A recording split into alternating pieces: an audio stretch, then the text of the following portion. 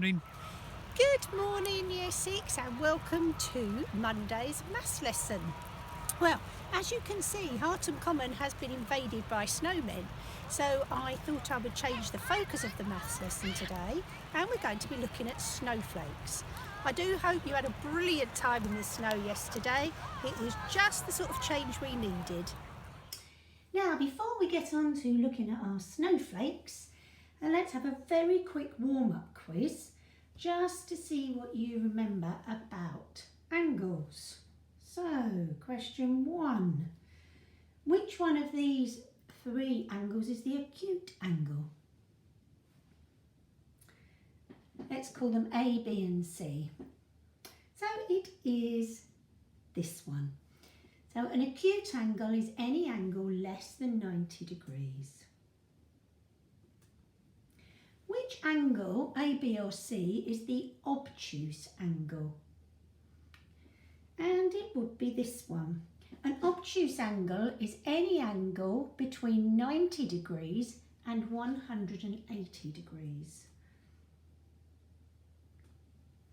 And finally, which is the right angle? Obviously, we know what a right angle is. It is 90 degrees. It's where 2 lines meet each other perpendicularly.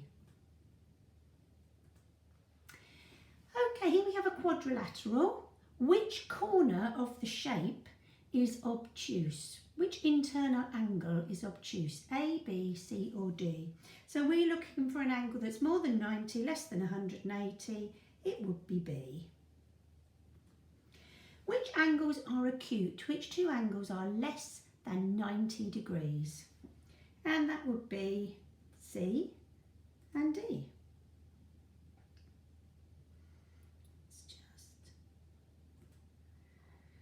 Which angle looks like it's 90 degrees? And the question says looks because you can't check it with a protractor.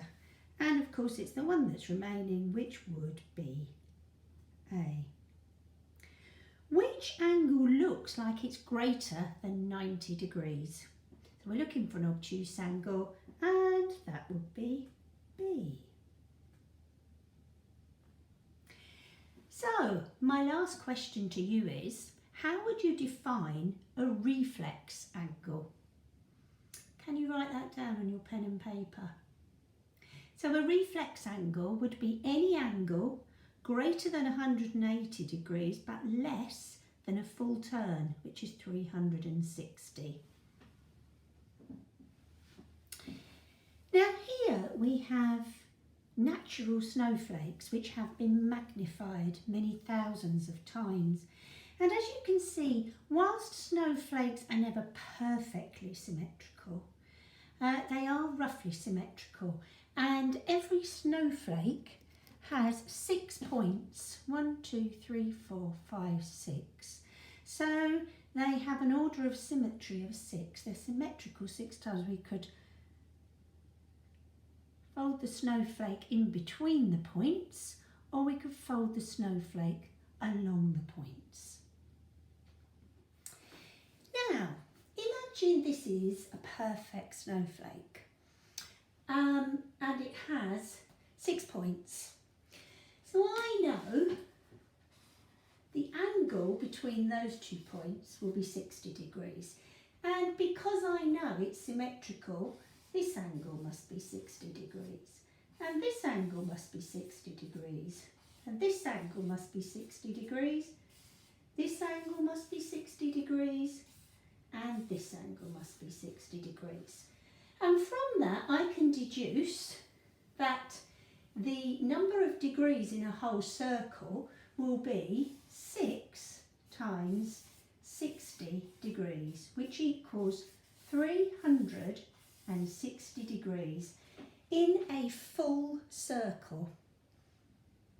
So tell me, how many degrees are there in half a circle?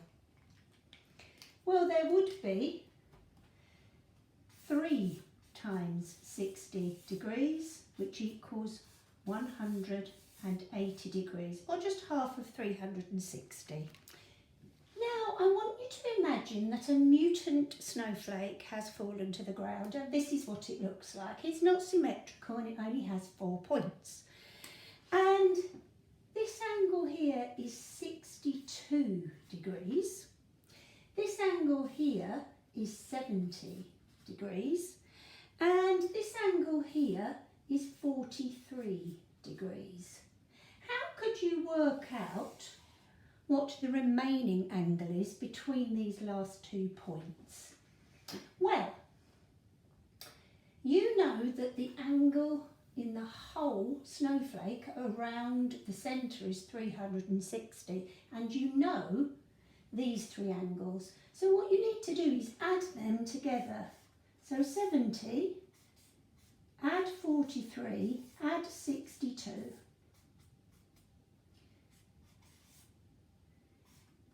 Equals 175 degrees. You then need to subtract that from the whole circle,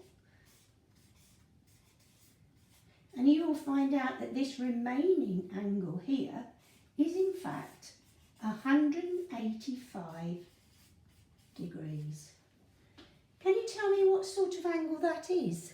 It's more than 180 degrees and less than 360. That angle there is a reflex angle. Get your pen and paper ready and see if you can use this method to find the missing angles in the 2 examples on the next sheet.